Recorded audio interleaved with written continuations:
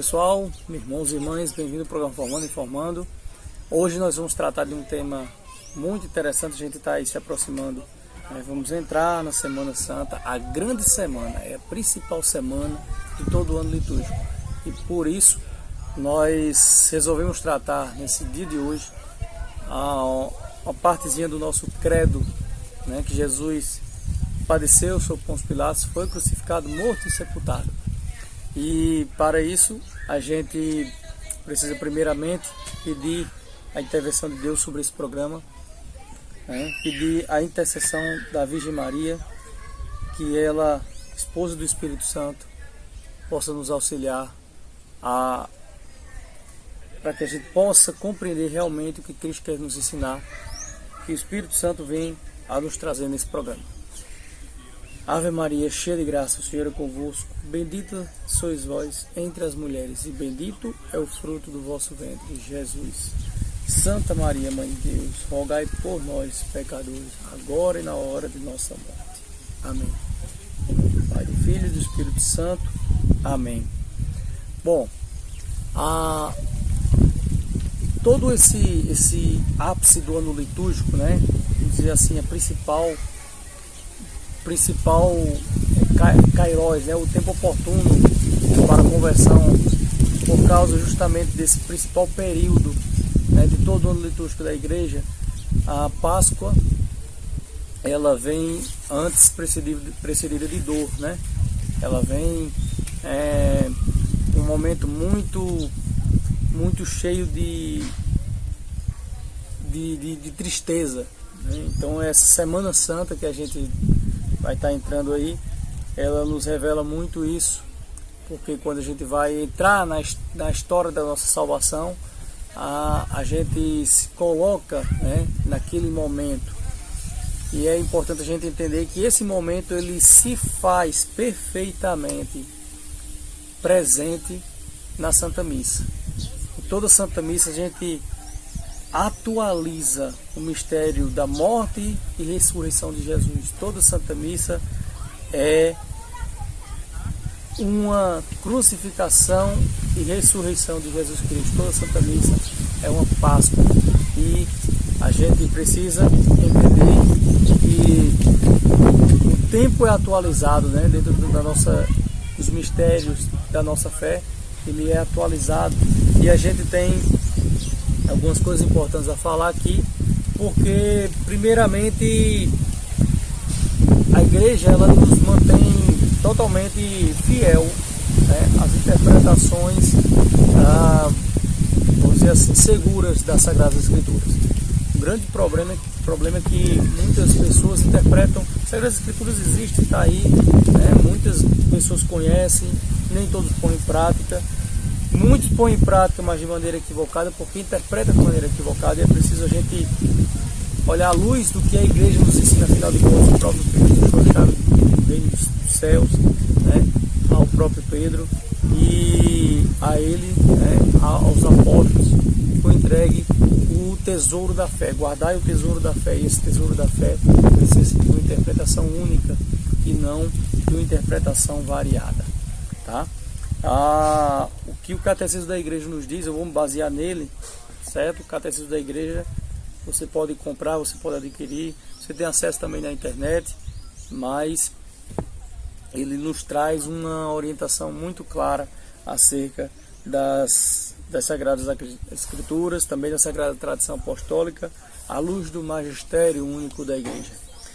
E aí fala sobre o próprio Jesus de Israel, as pessoas, como aqui era essa relação de Jesus e Israel. Primeiramente, é importante a gente lembrar, que quando Jesus estava, com Maria e com José, ele foi chamado de sinal de contradição. Então, a Nossa Senhora foi dito: esse menino será um sinal de contradição para o povo judeu, Sinal de contradição por quê? Porque é importante a gente entender que toda a lei dada os antigos, lá nas tábuas, né, de Moisés, a antiga aliança, o Antigo Testamento, toda essa lei dada a eles, ela era cumprida muito fielmente. Ela era cumprida muito, vamos dizer, melhorar aqui a palavra, ela era cumprida de maneira radical, né? Radical quer dizer raiz, né? Só que essa observância dos preceitos estava mais voltadas a uma questão doutrinária, que não é nenhum problema, pelo contrário, a doutrina pode nos ajudar a buscar a santidade, porém, muitas vezes não havia uma opção da conversão de coração desses povos, né? Eram povos que seguiam a lei por seguir. Por exemplo, deixa eu dar um exemplo aqui a vocês, é como hoje, né? Muitas vezes a gente vê, na verdade, não é a palavra certa, né? A gente percebe, né? A gente imagina, deduz que muitas vezes, inclusive nós mesmos, né? Eu, pelo menos, quando não tinha muito conhecimento do que era a Santa Missa, eu ia mais à missa para cumprir um preceito, né? Então, é simplesmente uma questão doutrinária, é eu buscar aquilo que a doutrina me ensinava, mas de maneira cumprir a regra, simplesmente é cumprir a regra. E a gente percebe muito isso com pessoas que vão à missa e bate papo, né? Às vezes fica lá fora sem observar, sem prestar atenção, sem fazer os gestos importantes dentro da Sagrada Eucaristia, fazer a própria reflexão, comunga de qualquer jeito, sem observar nem a questão também. Muitas vezes a gente vê que essa pessoa está em pecado, por quê? Porque tem pecados que são públicos, né? Tem pecados que são públicos e pecados que por exemplo, o casal de segunda união, né? Então o casal de segunda união não pode comungar, porque primeiramente tem que haver um arrependimento de coração, e segundo tem que haver o consentimento, né? E também tem que haver o próprio desejo de lutar para não pecar, né? Para cometer esse mesmo pecado. Então, é lógico que são pecados, existem pecados que não são, que são publicamente e as pessoas mesmo assim comungam. Então, da mesma forma, é como se fosse para seguir um preceito. E dessa forma existia, o mundo judeu, né? Estava muito voltado para isso, seguir os preceitos. Nada podia ser feito no sábado. E todas as questões de não comer a carne de animais com o pé rachado, né? com os porcos, enfim, né? Esse alimento impuro. Então, todas essa doutrina muitas vezes acabava entrando na questão da própria até superstição, né? Muitas vezes se misturava com superstição, e Jesus veio como um sinal de contradição para isso, e as pessoas se confundiam em relação a tudo isso, né? Então vamos falar um pouquinho sobre Jesus e a lei, né? Inclusive muitos judeus achavam que Jesus tinha possessão diabólica, né? Ele era suspeito de possessão diabólica. E aí o catecismo diz no parágrafo 580 que o cumprimento perfeito da lei só podia ser obra do legislador divino, nascido sujeito à lei da pessoa do Filho. Em Jesus, a lei não aparece mais gravada nas tábuas de pedra, mas no fundo do coração, né? Como diz no livro de Jeremias, já uma profecia. E aí lá na frente, né, ele trata aqui, vou continuar o mesmo parágrafo. No fundo do coração do seu servo, o qual, pelo fato de trazer fielmente o direito, se tornou a aliança do povo, a nova aliança, né, como já estava previsto, né, profetizado no livro de Isaías. Já, logicamente, quando Isaías fala sobre Jesus, ele já está falando, já é algum profeta da escola de Isaías que profetizava já depois do exílio da Babilônia, tanto que você vê isso no capítulo 42.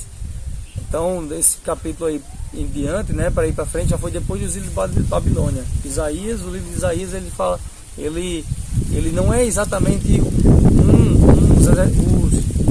os exegetas, eles falam que o livro não é escrito por uma pessoa, existe exatamente, ele não era um profeta Isaías, eram os profetas da escola de Isaías, até porque parte do livro, o início, né, foi escrito antes do exílio da Babilônia.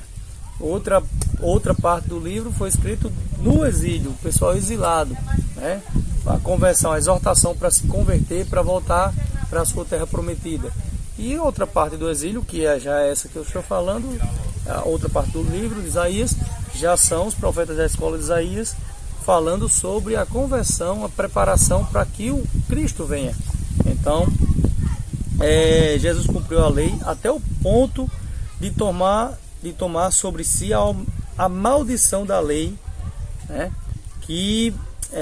na qual incorreram aqueles que não praticam todos os preceitos da mesma, pois a morte de Cristo aconteceu para resgatar as transgressões cometidas no regime da primeira aliança.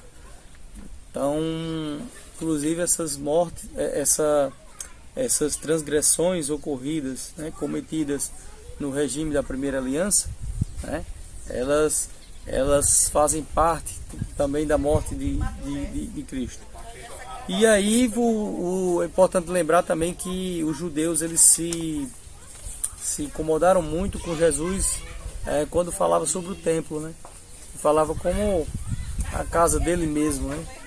E aí os judeus achavam isso uma heresia. O próprio Jesus, ele dizia que esse templo será destruído em 3 dias e reconstruído. E as pessoas se indignavam com isso, porque elas viam isso como uma blasfêmia. Na verdade, não era uma blasfêmia, era o próprio Cristo falando que Ele é o próprio templo, né? Ele é o próprio templo. E esse templo, que em 3 dias foi destruído, né? Foi morto, foi reconstruído, né? Ressuscitou. As pessoas não entendiam ainda isso. Eu quero falar aqui sobre a questão do próprio crucificado, né? Porque às vezes as pessoas entendem e pensam que a morte de Cristo é quem realmente matou os judeus. Quem realmente matou os judeus. E aí a gente vai falar um pouco sobre isso. Deixa eu mostrar aqui um pouco sobre as dimensões entre as autoridades judaicas em relação a Jesus. Entre as autoridades religiosas de Jerusalém não houve somente o fariseu Nicodemos e o ilustre José de Arimateia como discípulos secretos de Jesus. Existiam vários outros discípulos, outras autoridades que eram discípulos de Jesus, mas discípulos de maneira secreta. Por quê? Porque eles tinham medo, né, de se declarar discípulos de Cristo e aí ser colocada como uma pessoa, né, um crente já existia uma oposição muito forte a Jesus, né? E aí se mostra que às vésperas da sua paixão, né, São João pode dizer deles que um bom número deles creu em Jesus, né, creu no próprio Cristo. E também tem a questão dos próprios fariseus, que os fariseus eram criticados por Jesus, mas ao mesmo tempo Jesus comia com os fariseus, ele tinha uma relação com os fariseus. E o próprio Cristo dizia, nos ensinava uma coisa fantástica, né? Ele nos ensinava, porque às vezes as pessoas olham para alguém daí que faz parte da igreja, aí diz, aquele é o pior que tem, né? As pessoas da igreja são os piores que tem, né? Diz uma coisa, mas fazem outras. Eu não vou para a igreja, eu não vou. E aí as pessoas se afastam da igreja, né? Por causa do escândalo. O escândalo no sentido de pedra de tropeço. Aquela pessoa foi uma pedra de tropeço para a minha fé. Ou seja, pessoas de fé fraca, que se escandalizam por causa de um pecado de um membro da igreja, de um participante da igreja. Só que o próprio Jesus dizia que os fariseus, Jesus dizia, não sigam o que eles fazem, né? Mas ouçam o que eles dizem.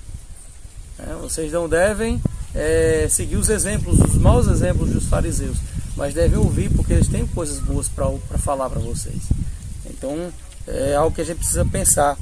Quando a gente fala em morte de Cristo, a gente fica pensando que os judeus foram os culpados pela morte de Cristo. E aí o catecismo fala sobre isso. Os judeus não são coletivamente responsáveis pela morte de Cristo.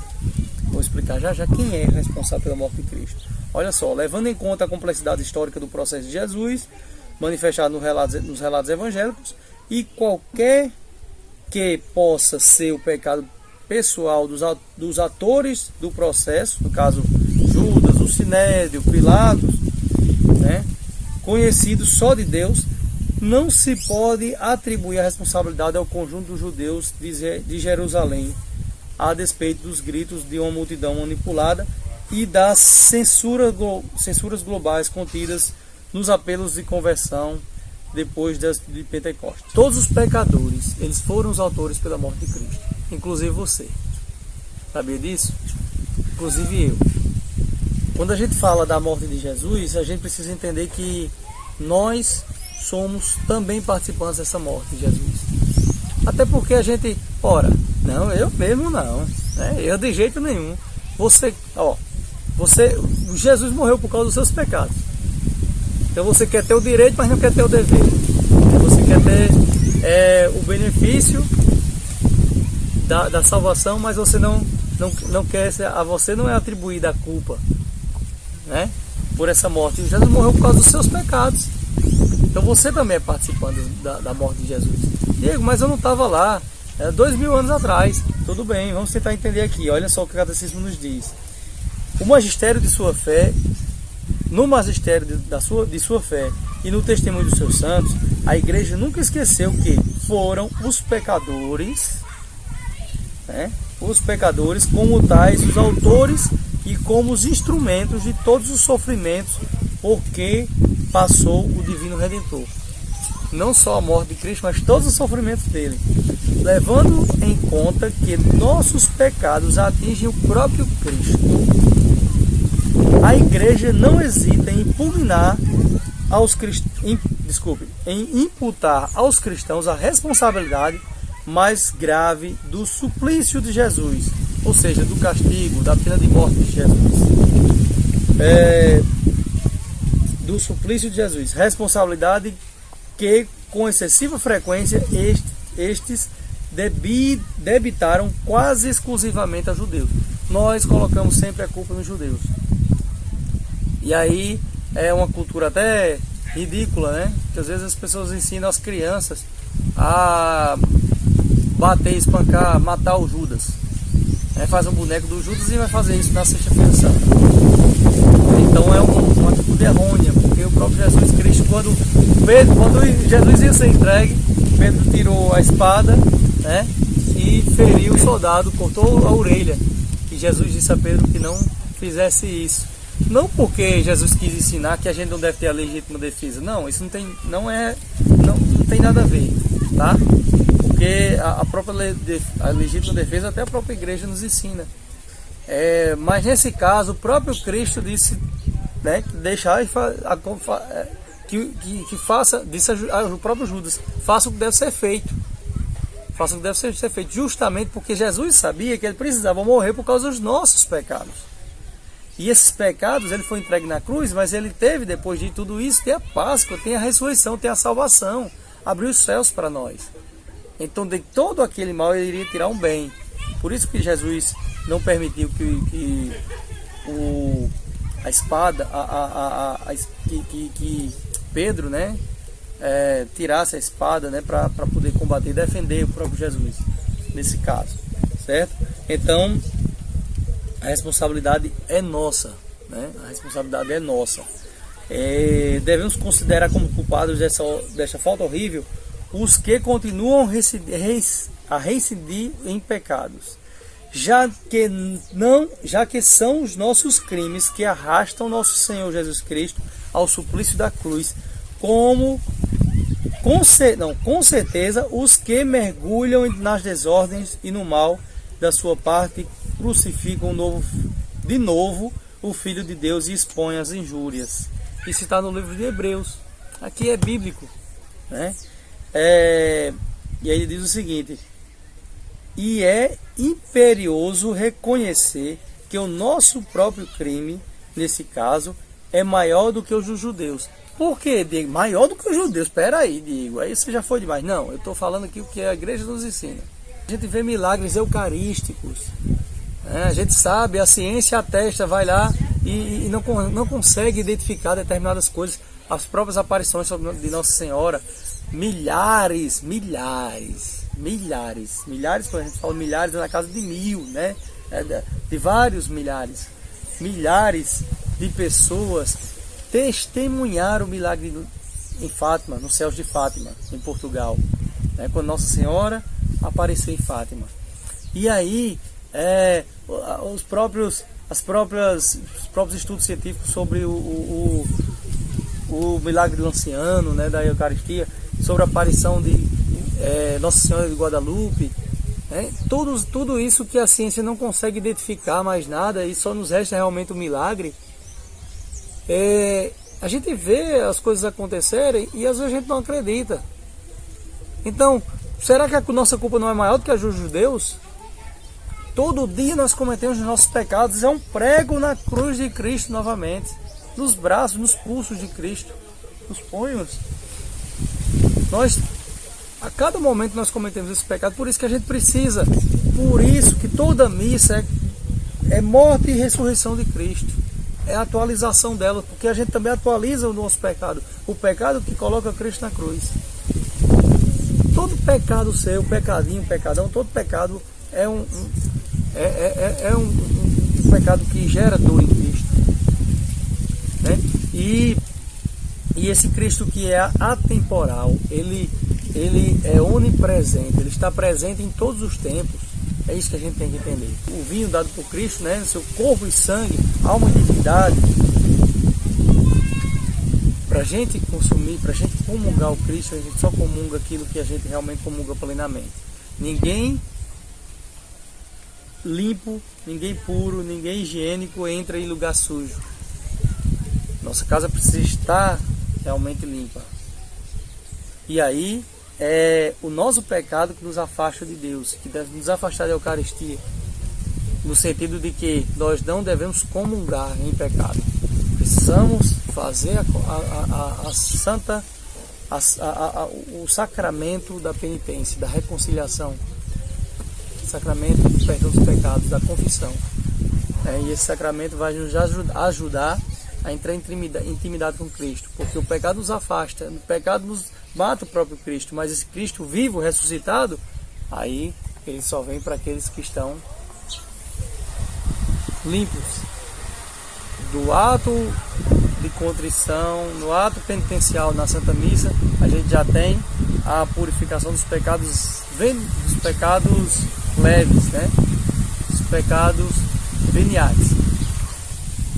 Agora os pecados graves, os pecados mortais, eles precisam ser realmente no sacramento da confissão, tá? Então Jesus morreu por nossos pecados, segundo as Escrituras também. Olha só,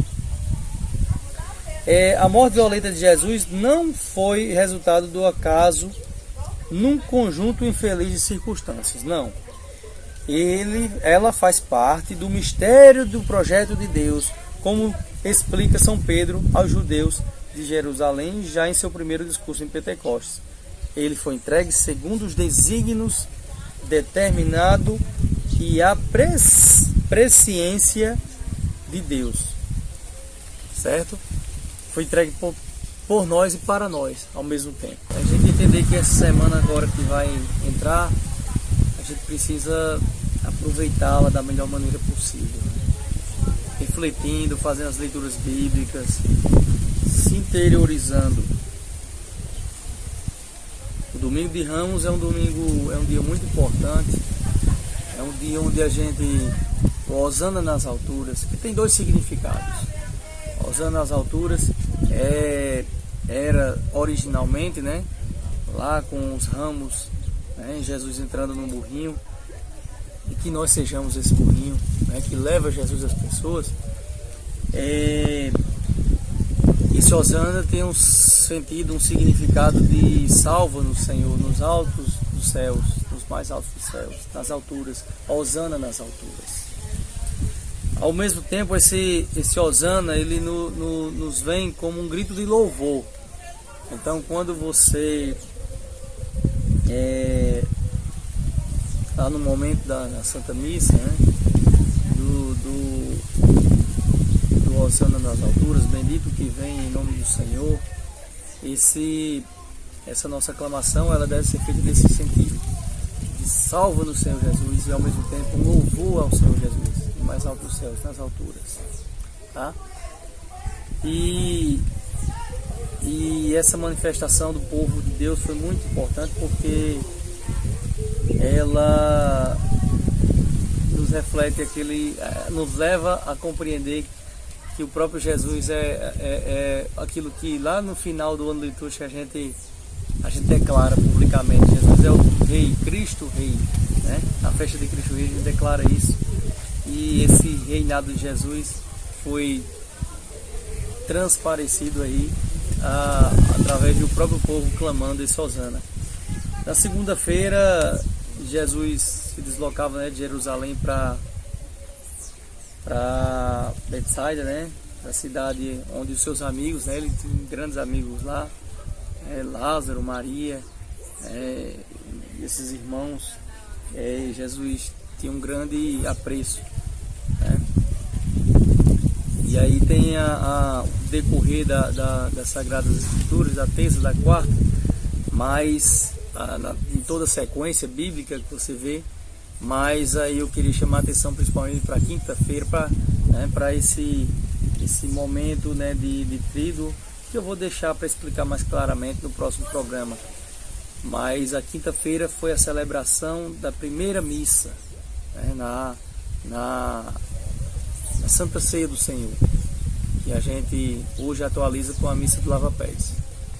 Santa Ceia do Senhor é a primeira missa onde Jesus institui o sacerdócio, onde Jesus institui, ele é o primeiro padre, bispo, né? Ele é o primeiro sacerdote cristão, né? E todos nós somos um povo sacerdote, do sacerdócio régio de Cristo.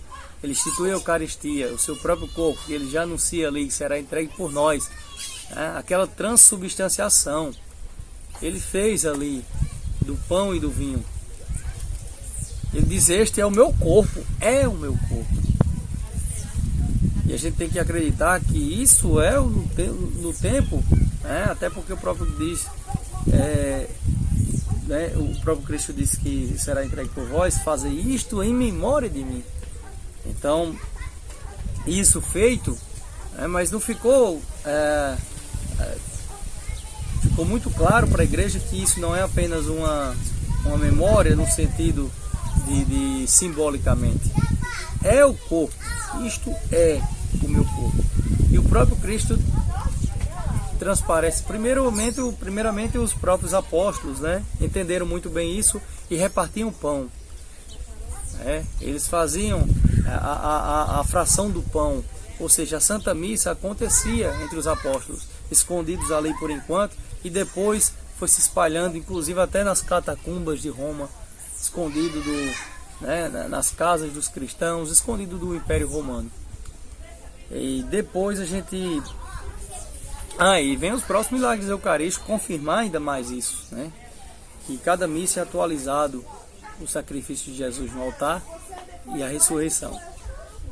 E essa primeira missa foi celebrada na Quinta-feira Santa, através da Santa Ceia, né, do lava-pés. E nesse período é o momento onde são ungidos os óleos santos, também na catedral de cada diocese, né? No caso da Catedral de Caicó, será ungida os santos óleos, né? O óleo do batismo e do crisma. Na quinta-feira ainda houve a angústia suprema de Jesus, né? Jesus chorou, Jesus suou sangue, e essa angústia suprema ali em cima do monte chorou humanamente, mas aquilo ali se imagina como a Serra do Cruzeiro, né? Ali a gente enxergando a gente enxergando a cidade ali embaixo, né? Na sexta-feira, né? Aí, na quinta-feira mesmo, Jesus foi preso ali, né? No momento que o Pedro feriu, né? Pedro feriu a orelha do soldado, e a gente teve depois depois de Jesus preso, né?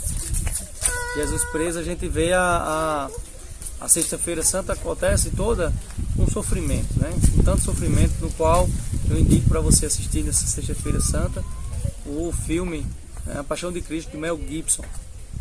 E todo esse sofrimento, Nossa Senhora ali acompanhando silenciosamente esse sofrimento, né? Foi o que mais sofreu, com certeza. Vem o sábado, né? O silêncio santo, e o domingo a ressurreição. É onde a gente celebra já na noite do sábado a Páscoa, na Vigília Pascal. Eu indico a vocês, não deixem de participar de todos esses eventos, tá? Esqueçam Sexta-feira Santa, não veja isso como feriadão, não, gente. Sexta-feira é santa, tá? Compreenda tudo isso como uma forma de você alimentar a sua alma. E esse alimento que você vai dar para a sua alma vai ser para a eternidade, tá bom? Então fique com Deus, vivencie uma excelente Semana Santa, viva isso com muito amor, com muita devoção, se entregue às Escrituras, à reflexão e, acima de tudo, a conversão, porque Páscoa não é só a do Senhor, é a nossa nova vida. Esse velho homem morrer para o novo homem nascer. Fique com Deus e até o próximo programa.